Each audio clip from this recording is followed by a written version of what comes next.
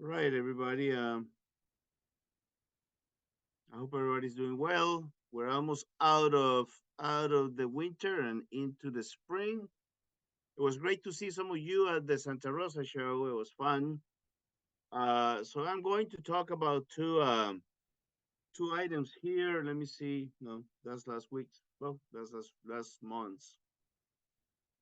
Uh, so this is the story, and actually, I would love to hear what you will do about tokens. These are particularly Costa Rican tokens in three denominations, one, two, and three. As you can see, these tokens are fairly rare, I would say. You know, in a scale of 4 R's, there's probably three and a half R's, so to speak. This is what you will see in the regular auctions. For example, these are made out of bronze. Like more likely to, I will speculate these are Scoville, but nobody knows.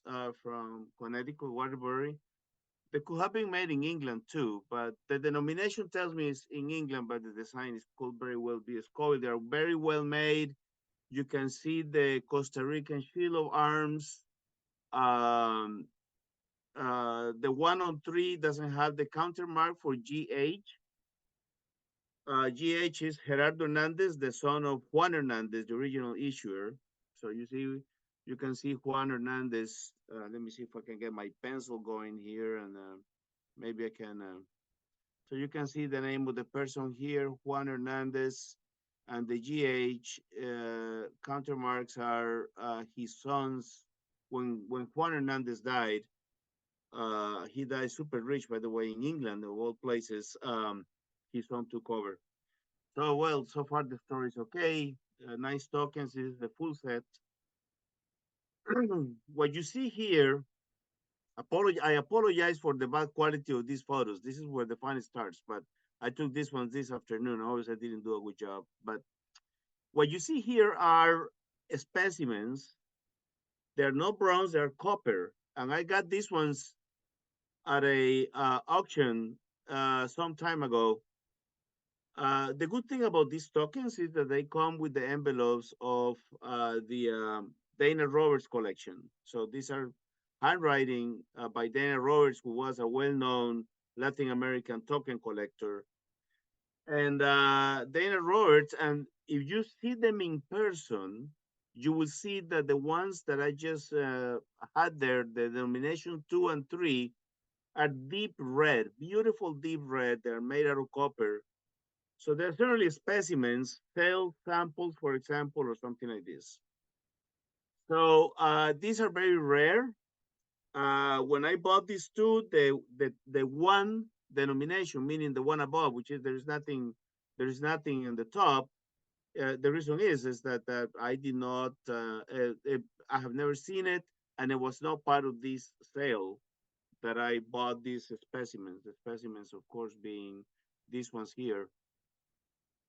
Then about a year ago, there was an auction in Selwick, and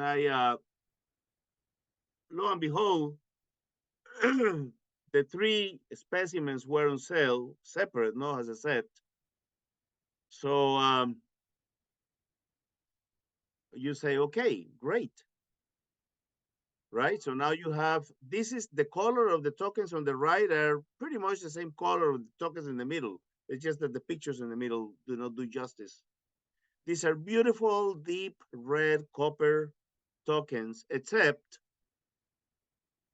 and they were sold as such, by the way. They were in the description. It says these are specimens and they're rare and all that, and I agree with that. So I went ahead and I bought them, except that the um label by NGC doesn't list them as specimens. NGC made a mistake here. They attributed the rouleau number for the regular piece, these ones. And the only reason that I'm showing this is because there is a story to this.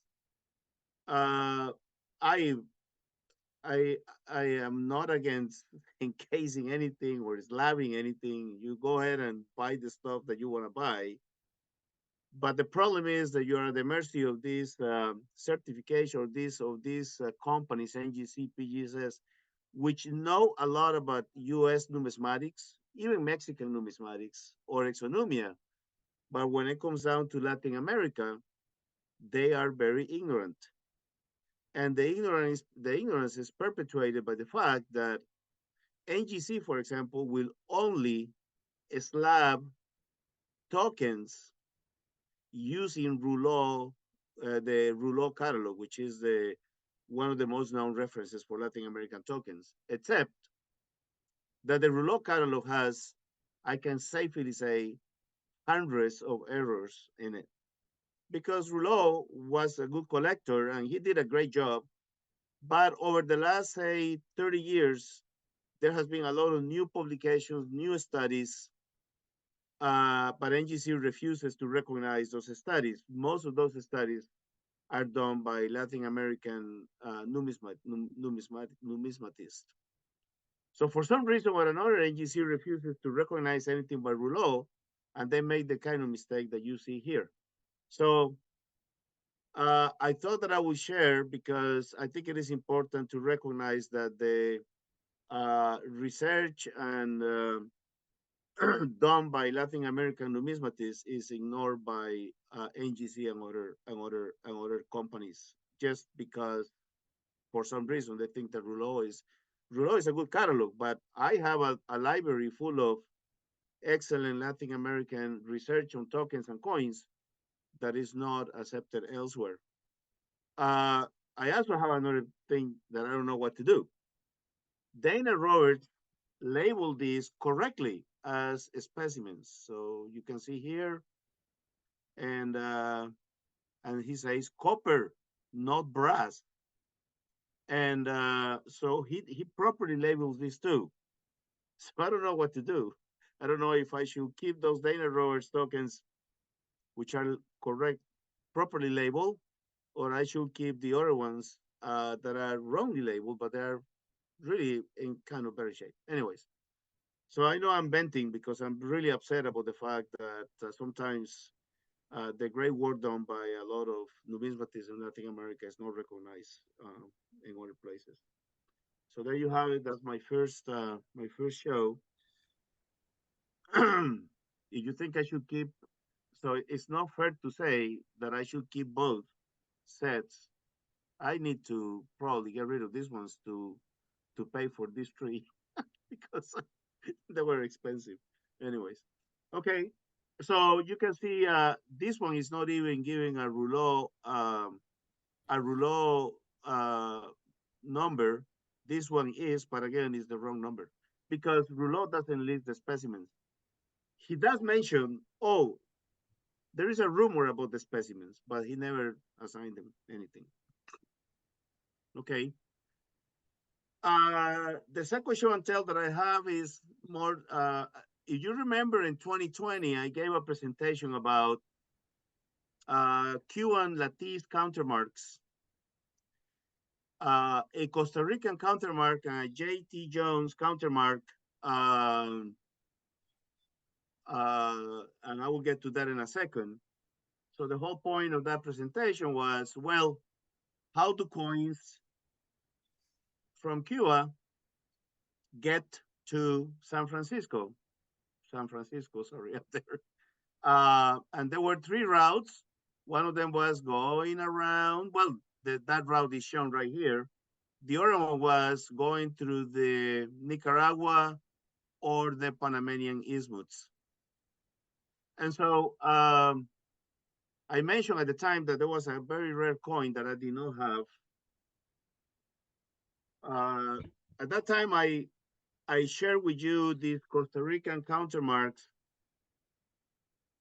We show a woman facing left and a tree, more likely a saber tree, and these countermarks are very usually well worn and people pay a lot of money for actually for the countermark in good shape, but also for the host coin. So this one this one will carry a premium even in the United States because it's 1776.